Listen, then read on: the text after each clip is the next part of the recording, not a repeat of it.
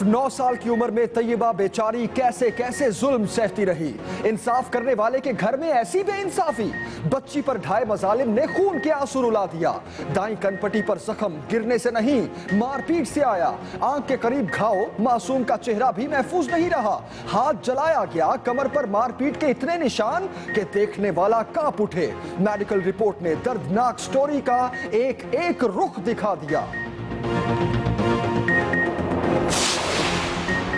क्या मासूम बच्ची को इंसाफ मिलेगा? मुकदमा कल फिर सबसे बड़ी अदालत में सुना जाएगा। अदालत ने तैयबा को पेश करने का हुक्म दे रखा है। इस्लामाबाद पुलिस मेडिकल बोर्ड की रिपोर्ट भी पेश करेगी। जुर्म साबित होने पर मुमकिना दफात और सजा क्या हो सकती है, बुलेटिन में बताएंगे तफसील के साथ।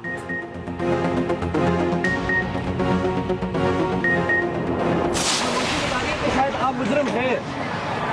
आपकी खामोशी बता रही है कि भाई आप तो पढ़े लिखे हैं, आप बता दें कोई आप पे ज़मीर नाम की कोई चीज़ है? आप सब लोगों में कोई ज़मीर नाम की चीज़ नहीं है। आप इंसाफ किस तरह दे सकते हैं? आपने खुद एक लड़की के साथ, एक बच्ची के साथ इतना तशद्दुद किया। नन्ही परी पर जुल्म की इंतहा करने वाली जज की अहलिया नजरें भी ना मिला पाई। अदालत के बाहर मीडिया से सामना, सहाफियों ने सवाल पूछा तो जान छुड़ाने की कोशिश, जवाब दिए बगैर चली गई। कटहरे में मुल्जिमा को एक एक बात का जवाब देना होगा।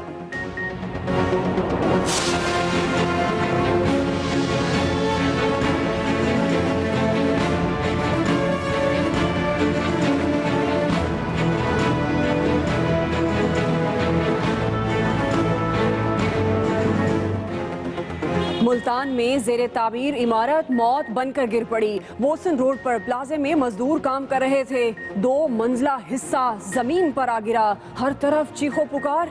एक शख्स जा बहक, 4 को शदीद जख्मी हालत में अस्पताल मुंतकिल कर दिया गया। हैवी मशीनरी की मदद से कार्रवाइयां, मलबे तले दबे अफराद की तलाश जारी। पाक फौज किसी भी किस्म के खतरे से निपटने के लिए तैयार है। कोर कमांडर्स कॉन्फ्रेंस में दुश्मन को पैगाम। दहशतगर्दी में कमी के लिए फौजी अदालतों की कारकर्दगी को सराहा गया। Army chief general Qamar Javed Bajwa कहते हैं कि देरपा और मुस्तकिल अमन के लिए ऑपरेशन भरपूर तरीके से जारी रखा जाएगा। टीडीपीज़ की वापसी के लिए कोशिशें तेज करने की हिदायत। फौजी अदालतों में तोसी, पीपल्स पार्टी ने मुखालफत कर दी। नैब तरमीमी ऑर्डिनेंस पर भी एहतजाज। स्पीकर ने पार्लिमानी रहनुमाओं का इजलास बुलाया तो मामले पर कायल न कर सके। शाह महमूद कुरैशी ने कहा 2 साल में नेशनल एक्शन प्लान के बहुत से हिस्सों पर अमल दरामद नहीं हो सका। हुकूमत कब तक मिलिट्री कोर्ट्स के सहारे पर चलेगी? ऑपोजिशन ने कारकर्दगी का रिकॉर्ड मांग लिया।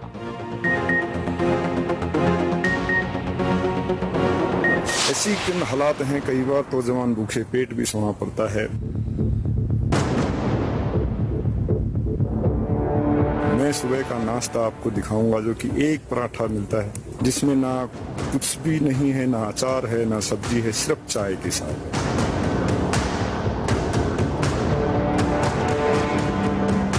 दोपहर का खाना मैं आपको दिखाऊंगा कंटिन्यू दाल जो है जिसके अंदर सिर्फ हल्दी और नमक होगा। जंगी जनून का पेट भरने के लिए सालाना अरबों डॉलर। सरहद पर खड़े जवान का पेट खाली। भारतीय फौजी ने अपनी ही फौज का सोशल मीडिया पर ऐसा ढोल पीटा कि दुनिया भर में तमाशा लग गया। जला हुआ पराठा और आधा कप चाय तो खाने में मसाले और घी के बगैर दाल पर गुजारा। मिलने वाला राशन फरोख्त करके अफसर अपनी जेब में डाल लेते हैं। सिपाही की सर्जिकल स्ट्राइक ने मोदी सरकार को संभलने का मौका भी ना दिया।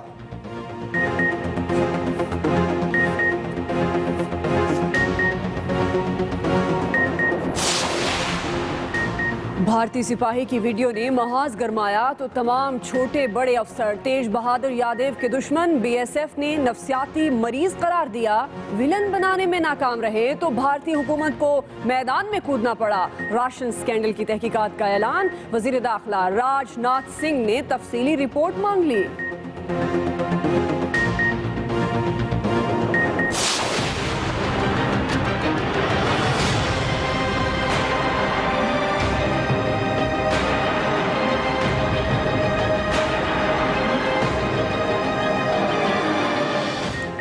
मफरूजे की बुनियाद पर वजीर आजम को नाअहल करार देना खतरनाक मिसाल होगी।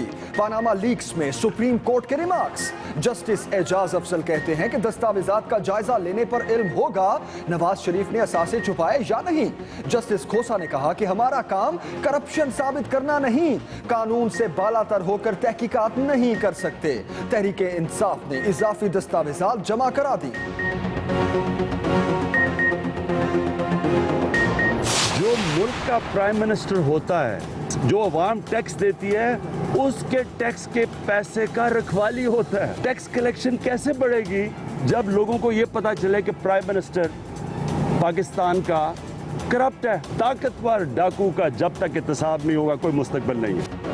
समाअत के बाद हरीफों ने फिर मोर्चे लगा लिए। इमरान खान ने वजीर आजम को निशाने पर लिया, कहा साख पर सवालिया निशान लग गए, सबूत भी आ गए, पार्लियामेंट जाती है तो जानी चाहिए, पाकिस्तान बच जाएगा। मरियम औरंगजेब की बारी आई तो बोली, खान साहब आपको पतली गली से भागने नहीं देंगे। दानियाल अजीज ने दिल की भड़ास निकाली, कहते हैं तहरीक इंसाफ वालों का चेहरा रोज बरोज लटकता जा रहा है। बात ही कलाबाजी खा के कहते हैं जी हमारा तो काम है इल्जाम लगाना, अपोजिशन का सबूत लाना तो महकमों का काम है। राज आप कहते हैं पैनमा को भूल जाएं, अब आप पैनमा को भूलेंगे लेकिन हम पैनमा को नहीं भूलेंगे। शेख रशीद की तहरीक इंसाफ पर फ्रेंडली फायरिंग। पीटीआई के वकील नईम बुखारी की कारकर्दगी पर बरहम, कहते हैं वकील को किसी बात का पता ही नहीं, इसी तरह केस खराब किया जाता रहा तो मैं दलाइल नहीं दूंगा। पाकिस्तान की हुकूमत चलाना कितना मुश्किल काम है। यहाँ माशाल्लाह मीडिया जो गत बनाता है शाम के वक्त, जो पॉजिटिव थिंकिंग के मालिक हैं, मेरा ख्याल वो चैनल्स बल्कि ज़्यादा पॉपुलर हो रहे हैं। और फिर वो जो चैनल्स रोज़ ये मायूसी फैलाते हैं, मेरा ख्याल है कि लोग उनको अब देखना भी कम कर रहे हैं। बड़े मियां साहब मीडिया से खफा, कहते हैं लोग मायूसी फैलाने वाले चैनल्स नहीं देखते। माजी की हुकूमतों ने मसाइल में इजाफा किया, अब हर तरफ तरक्की हो रही है, अल्लाह नजरे बद से बचाए। 2018 में एक बार फिर लोड शेडिंग खत्म करने का दावा दोहराया।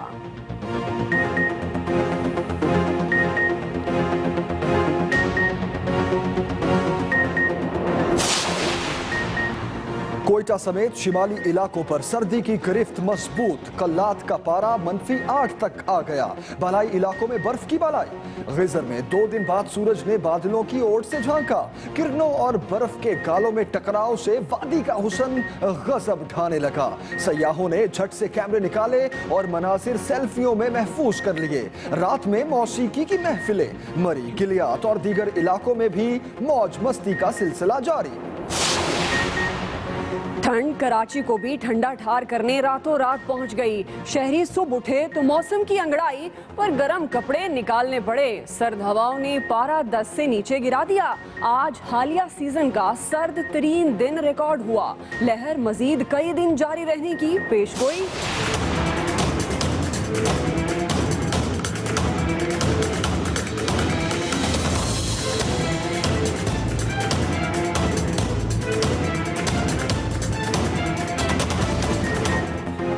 अमेरिका और यूरोप समेत कई ममालिक मौसम की सख्तियों का शिकार। सुपर पावर शदीद बर्फानी तूफान की लपेट में। शदीद बारिशों के बाद सैलाब से निजाम जिंदगी मफलूज।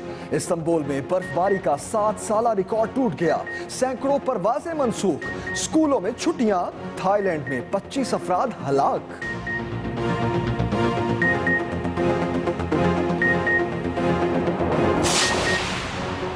उम्र 11 साल, काम बड़े बड़े।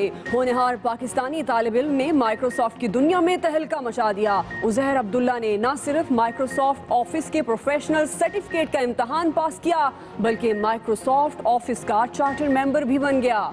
इस हवाले से शामिल है बुलेटिन में खुसूसी रिपोर्ट। अफगान दारुल हुकूमत काबुल धमाकों से लरज उठा। बमबार पैदल चलकर पार्लियामेंट कॉम्प्लेक्स तक आया और खुद को उड़ा लिया। चंद मिनट बाद ही करीब खड़ी गाड़ी के जरिए धमाका। 30 अफराद हलाक, 45 जख्मी। तालिबान ने हमलों की जिम्मेदारी कबूल कर ली।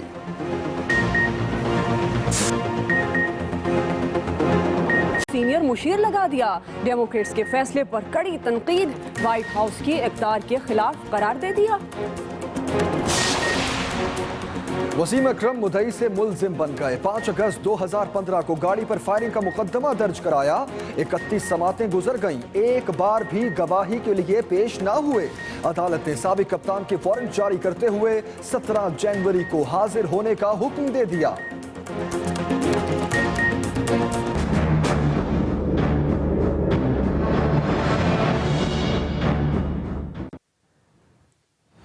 बुलेटिन का आगाज करेंगे अहम खबर से। 9 साल की मासूम बच्ची पर जज के घर में जुल्म के पहाड़ तोड़े गए। तैयबा पर ढाए मजालिम ने खून के आंसू रुला दिया। दाई कनपट्टी पर जख्म गिरने से नहीं बल्कि मारपीट से आया। 9 साल की मासूम बच्ची पर जज के घर में जुल्म के पहाड़ तोड़े गए। आपको बताते चलें कि दाई कनपट्टी पर जख्म गिरने से नहीं बल्कि मारपीट से आया और आंख के करीब भी घाव।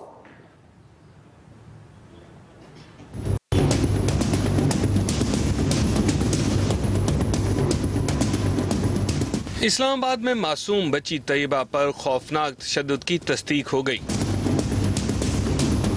मेडिकल रिपोर्ट ने जज के घर में बच्ची पर इंसानियत सोज जुल्म का पर्दा चाक कर दिया। पिम्स के डॉक्टरों की खुसूसी टीम ने तैयबा का मुआयना करके रिपोर्ट जारी कर दी है। तिब्बी मुआयने में मजलूम बच्ची के जिस्म के 11 हिस्सों पर तशद्दुद और जलाने के निशानात मिले हैं। नंबर 1, तैयबा की खोपड़ी के दाएं जानिब चोट से जख्म का निशान है। नंबर 2, बच्ची की सीधी आंख के नीचे भी जख्म का निशान है। नंबर 3, दाएं होंठ और जबड़े के नीचे छोटे छोटे जख्मों के कुछ निशानात हैं। नंबर 4, तैयबा की गर्दन के दाएं जानिब जलने का निशान है। नंबर 5, मजलूम के बाएं बाजू पर कंधे से लेकर हाथ तक 5 जगह जलने के निशानात हैं। नंबर 6, तैयबा के बाएं बाजू और हाथ को भी 5 जगह से जलाया गया है। नंबर 7, बच्ची की कमर को जगह जगह से 4 मरतबा जलाया गया। नंबर 8, पाँव के अंगूठे पर जख्म से इन्फेक्शन हो चुका है। नंबर 9, मासूम की दाईं रान पर भी जलने का निशान है। नंबर 10, तैयबा के दोनों घुटनों पर भी जख्मों के निशानात मौजूद हैं। नंबर 11, बच्ची की पीठ को भी जलाया गया है। इस्लामाबाद में जज के घर में मुलाजिमा तैयबा पर क्या क्या जुल्म हुए और किस तरह किए गए, सब सामने आया तो इंसानियत कांप उठी। डॉक्टर फखर अब्बास कहते हैं जख्मों से लगता है कि तैयबा का जिस्म इस्त्री से दागा गया।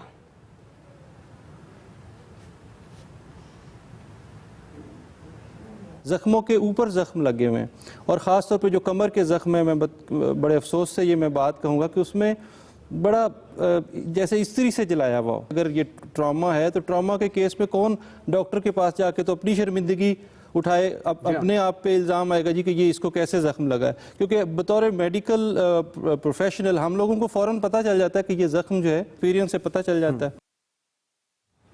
जुल्म भी करते हैं और जवाब भी नहीं देते। सुप्रीम कोर्ट में तैयबा केस की 6 जनवरी को समाअत के बाद जज खुरम खान की अहलिया माहीन जफर और उनके भाई वकास जफर का अदालत के बाहर मीडिया से सामना हो गया। फिर क्या हुआ? खामोशी के अलावा कोई जवाब न था।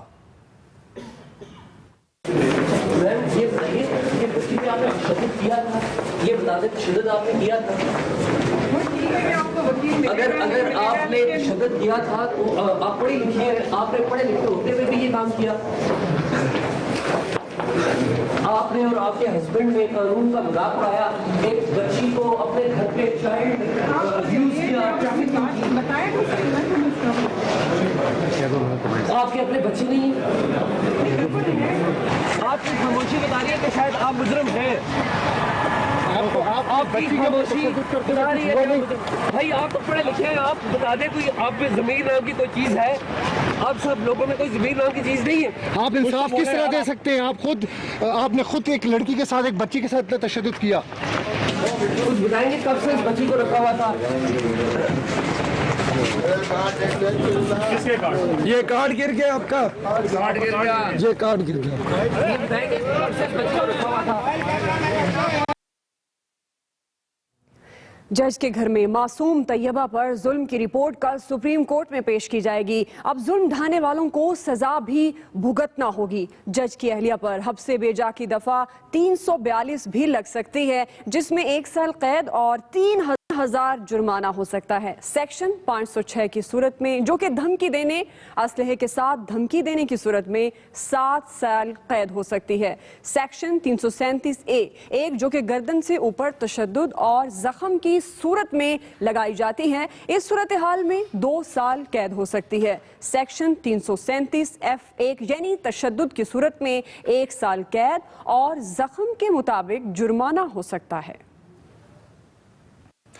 बड़ी खबर देंगे आपको मुल्तान के इलाके बोसन रोड से, जहां जेरे तामीर इमारत गिर गई। मलबे तले दबकर एक शख्स जाँ बहक जबकि 4 जख्मी हो गए। रेस्क्यू जराये के मुताबिक इमारत में 25 से ज्यादा अफराद मौजूद थे। जेरे तामीर इमारत गिर गई और मलबे तले दबकर एक शख्स जाँ बहक हो गया है। यह हादसा बोसन रोड पर पेश आया है। 4 जख्मी निश्तर अस्पताल मुंतकिल कर दिए गए।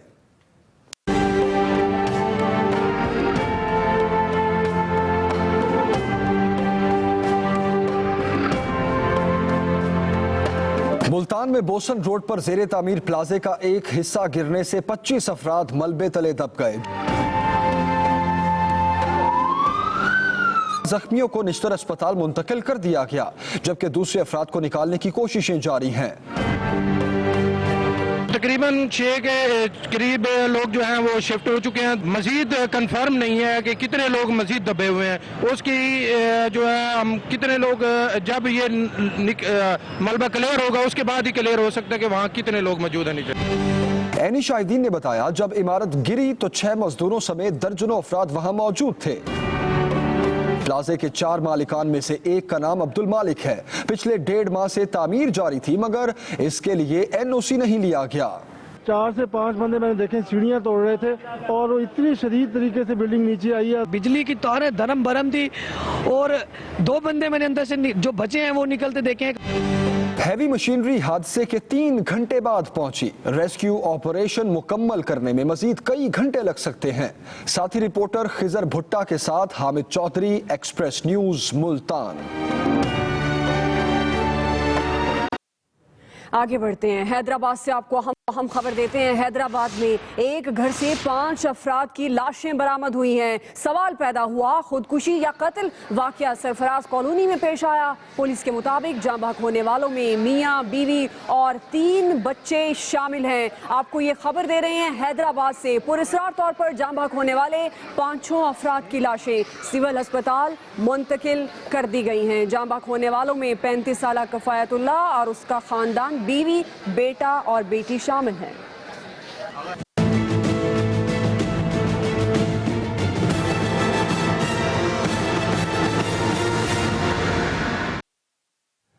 सुप्रीम कोर्ट ने पनामा केस में कहा है कि दुबई, कतर और जद्दा का सारा कारोबार शरीफ फैमिली का है। जानना चाहते हैं कि वजीर आजम का कारोबार में कितना हिस्सा है। मामला करप्शन का नहीं, आईनी ओहदेदार की नाअहली का है। मफरूजे की बुनियाद पर वजीर आजम को नाअहल करार देना खतरनाक अदालती नजीर होगी। आज की समाअत की तफसील हमें बता रहे हैं इस्लामाबाद से अकील अफजल।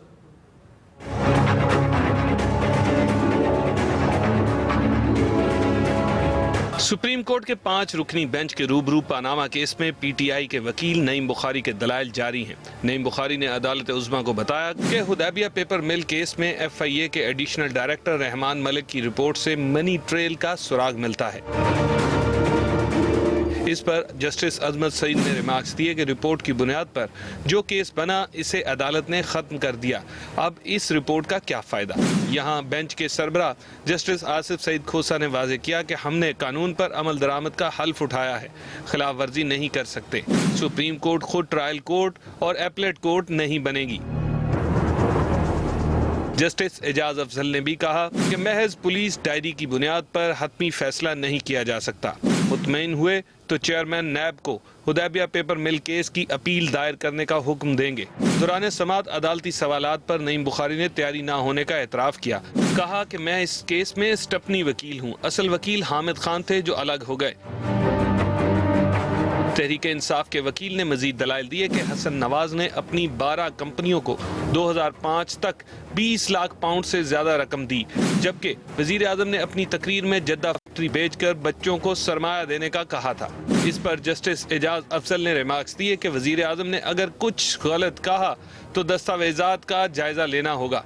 पार्लियामेंट की तकरीर सुनकर फैसला देना खतरनाक मिसाल होगी। जबकि जस्टिस खोसा का कहना था कि कतरी खत बज़ाहिर सुनी सुनाई बात है, इसकी कानूनी हैसियत पर सवाल कर सकते हैं। समाअत के बाद शेख रशीद अदालत से बाहर निकले तो पीटीआई वकील से खासे नाला दिखाई दिए। कहा वकील को किसी बात का पता ही नहीं, इसी तरह केस खराब किया जाता रहा तो मैं दलाइल नहीं दूंगा। मियां अकील अफजल, एक्सप्रेस न्यूज, इस्लामाबाद। मुस्लिम लीग नून ने कहा है कि तहरीक इंसाफ ने आज फिर कलाबाजी लगाई और पानामा लीक्स भूल जाने का कहा। आइन और कानून से हटकर फैसला कराने की कोशिश की जा रही है। तहरीक इंसाफ वाले बोले कि नवाज शरीफ ने मनी लॉन्ड्रिंग की और अपने बच्चों को भी इस घिनौने काम में शामिल किया। मजीद बता रहे हैं जैगम नकवी।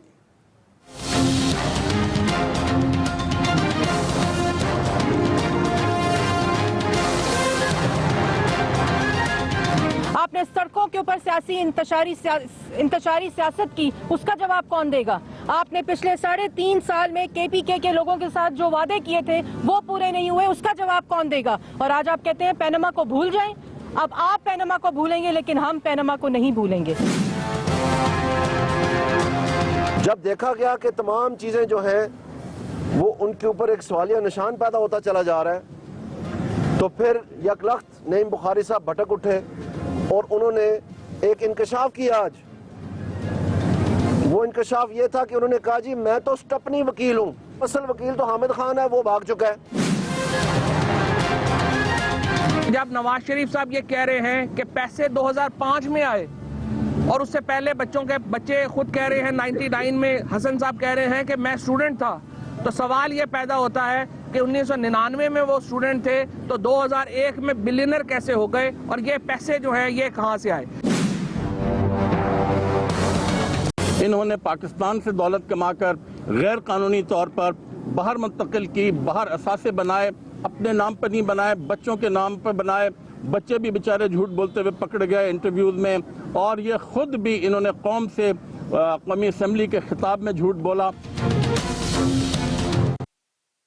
और बड़ी खबर थी आपको कि जस्टिस आसिफ सईद खोसा कहते हैं कि मुझे गुज़श्ता रोज आर्टिकल 62-63 से मुतालिक ऑब्जर्वेशन नहीं देना चाहिए थी। अपने अल्फाज पर नदामत है और जुमले वापस लेता हूं, ऐसा कहना था जस्टिस खोसा का। उन्होंने कल कहा था अगर ओहदेदारों को इस तरह नाअहल किया गया तो सिर्फ सिराजुल हक ही बचेंगे।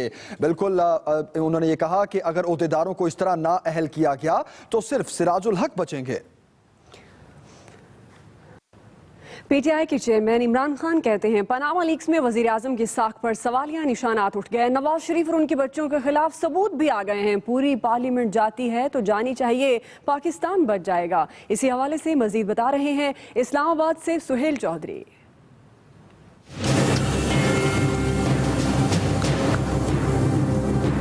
पाकिस्तान तहरीक इंसाफ के चेयरमैन इमरान खान ने बनी गाला में मीडिया से बातचीत की तो पानामा इशू को लेकर एक बार फिर वजीर आजम पर चढ़ाई कर दी। साथ ही वजीर आजम के ओहदे का मर्तबा भी बता दिया। आज मगरबी दुनिया में कहीं चले जाएं, ये अप्लाई होता है। छोटी छोटी चीजों पे 2-2 हज़ार पाउंड की एक्सपेंसेस के ऊपर उनके मेंबर्स ऑफ पार्लियामेंट को फारिग कर दिया जाता है, जेलों में डाल दिया जाता है। जो मुल्क का प्राइम मिनिस्टर होता है, जो अवाम टैक्स देती है, उसके टैक्स के पैसे का रखवाली होता है। इमरान खान ने जहां वजीर आजम पर करप्शन का इल्जाम दोहराया, वहीं एहतसाब पर भी जोर दिया। टैक्स कलेक्शन कैसे बढ़ेगी जब लोगों को ये पता चले कि प्राइम मिनिस्टर पाकिस्तान का करप्ट है? ताकतवर डाकू का जब तक एहतसाब नहीं होगा कोई मुस्तकबिल नहीं है। साबिक आर्मी चीफ जनरल राहील शरीफ की बतौर मुस्लिम मुमालिक के मिलिट्री अलायंस कमांडर तकर्रुर पर इमरान खान का कहना था कि सऊदी अरब और ईरान अच्छे दोस्त हैं, पाकिस्तान को दोस्त मुमालिक के दरमियान सालिस का किरदार अदा करना चाहिए। Suhail Chaudhry, Express News, Islamabad. Army chief general Qamar Javed Bajwa ने कहा है कि फौजी अदालतों के कयाम के बाद दहशतगर्दी में कमी आई। पाक फौज किसी भी किस्म के खतरात से निपटने के लिए तैयार है। मजीद बता रहे हैं अहमद मंसूर।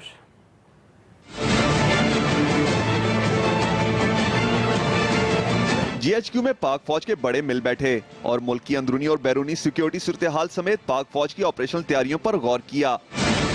ISPR के मुताबिक कोर कमांडर्स कॉन्फ्रेंस में ऑपरेशन ज़र्ब अज़ब में पेशरफ्त और मुल्क की अंदरूनी सिक्योरिटी पर इसके मुस्बत असरात पर इत्मीनान का इजहार किया गया। आर्मी चीफ ने कहा, फौजी अदालतों ने बेहतरीन कारकर्दगी का मुजाहरा किया और हसास मुकदमात को बर वक्त निपटाया, जिसके नतीजे में दहशतगर्दी में कमी आई है। जनरल कमर बाजवा ने इंटेलिजेंस बेस्ड ऑपरेशन से मिलने वाली कामयाबियों को देरपा बनाने के लिए कोशिशें भरपूर तरीके से जारी रखने की हिदायत भी की। आर्मी चीफ ने TDPs की वापसी के लिए मौसर कोशिशों पर जोर दिया और कहा, कबायलियों की वापसी के लिए तमाम वसाइल बरोएकार लाए जाएं। जनरल कमर बाजवा ने क्रूज मिसाइल के कामयाब तजुर्बे पर साइंसदानों, इंजीनियर्स, टेक्नीशियंस और दूसरे मुतलका अफराद को मुबारकबाद दी। कॉन्फ्रेंस के शुरका ने ऑपरेशन ज़र्ब अज़ब के नतीजे में मिलने वाली कामयाबियों, दहशतगर्दी की वारदातों में कमी और अमन व अमान की बहाली पर इत्मीनान का इजहार किया। Ahmad Mansoor, Express News, Islamabad. हुकूमत पार्लिमानी रहनुमाओं को फौजी अदालतों की तौसी पर कायल ना कर सकी। अपोजिशन ने 2 साल कारकर्दगी का रिकॉर्ड मांग लिया। इस्लामाबाद में स्पीकर कौमी असम्बली की ज़ेर सदारत पार्लिमानी रहनुमाओं का इजलास हुआ, जिसमें फौजी अदालतों की मुद्दत में तौसी पर इत्तफाक ना हो सका। अब इजलास 17 जनवरी को दोबारा होगा। हुकूमत फौजी अदालतों की 2 साल कारकर्दगी पर ब्रीफिंग देगी, जबकि PTI रहनुमा शाह कुरैशी कहते हैं हुकूमत कब तक मिलिट्री कोर्ट्स के सहारे चलेगी।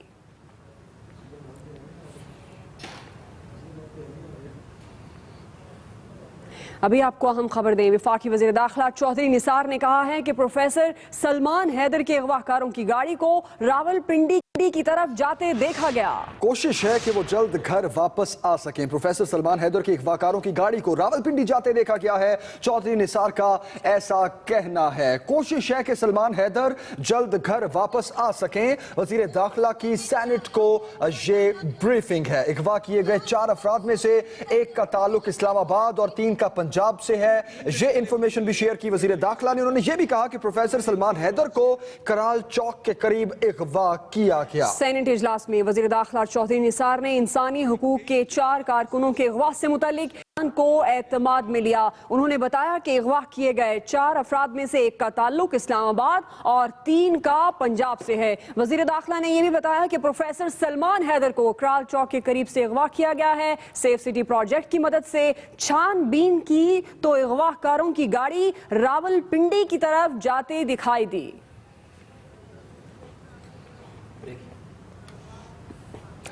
आपको बताएं कि प्रोफेसर सलमान हैदर की बाजियाबी के लिए इस्लामाबाद में सिविल सोसाइटी का एहतजाज। मुजाहिरीन का सलमान हैदर की फौरी बाजियाबी का मुतालबा। जी हां, मुजाहिरीन ने यह मुतालबा किया है सलमान हैदर को फौरी बाजियाब करवाया जाए। सिविल सोसाइटी की जानिब से इस्लामाबाद में यह एहतजाज किया गया। इस्लामाबाद में सिविल सोसाइटी की जानिब से यह एहतजाज किया गया और मुजाहिरीन ने मुतालबा किया है प्रोफेसर सलमान हैदर की फौरी बाजियाबी का। प्रोफेसर सलमान हैदर की बाजियाबी के लिए इस्लामाबाद में सिविल सोसाइटी ने एहतजाज किया। हम आपको ये मनाजिर भी दिखा रहे हैं, एहतजाज के वक्त के ये मनाजिर हैं। और इन मुजाहिरीन ने जिन्होंने एहतजाज किया उनका ये मुतालबा था कि प्रोफेसर सलमान हैदर को फौरी बाजियाब कराया जाए। बिल्कुल, सिविल सोसाइटी के अरकान का सलमान की फौरी बाजियाबी का मुतालबा। हमारे ज़हनों में ये अलार्म बजा था कि कुछ मजीद खबरें भी शामिल करेंगे। अभी वक्त हुआ एक ब्रेक का और ब्रेक से पहले शामिल करेंगे न्यूज अपडेट्स।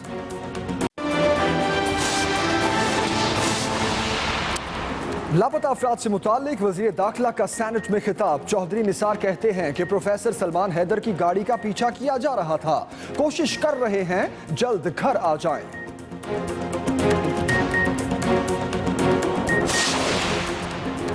कराची के इलाके महमूदाबाद में भत्ता न देने पर दुकानदार का कत्ल। CCTV फुटेज सामने आ गई। मोटरसाइकिल सवार ने दुकान में घुसकर फायरिंग की। और बल्दियाती इदारों के इख्तियारात का मामला। MQM का अदालत जाने का फैसला। ख्वाजा इजहार कहते हैं कि मसाइल की बजाय तमाम तर हुकूमती तवज्जो जोड़ तोड़ पर लगा रखी है।